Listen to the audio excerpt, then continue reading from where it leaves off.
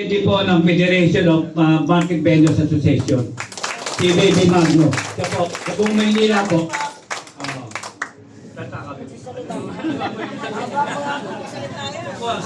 Magandang hapon po sa inyong lahat. Papalad po tayo dahil tayo pong lahat ay narito para po tulungan po natin si Mang Mara na maging mayor po ng Maynila dahil hindi pa po siya nakaupo, tumutulong na po siya sa atin. Kaya napakalaking bagay po para sa atin po yung meron po nagmamalasakit sa atin at nagmamahal. Kaya po habang nagsasalita siya, siya lamang po sa dinami-rami po ng mga tumatakbong mayor dito po sa atin sa Maynila. Marami na po tayo naranasan na iba't iba po ang mga pinapakita po sa atin. Pero kay Mang Mara, hindi pa po siya nakaupo. Napakaganda na po ng mga sinasabi niya.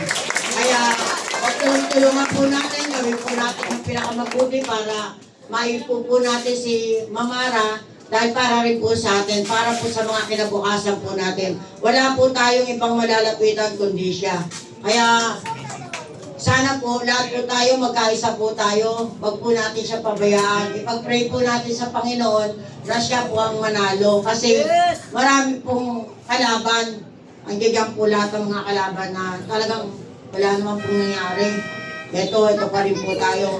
Ngayon po, kung si Mang Mara po ang mananalo, maring tayo po ay may mga kinabukasan. Dahil hindi pa po siya nakaupo.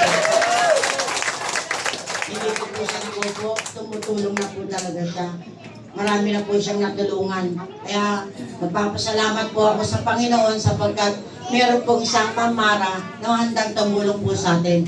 Kaya binabalik ko pa na po ang siya tagapagsalita. Tama po. Okay, maraming salamat.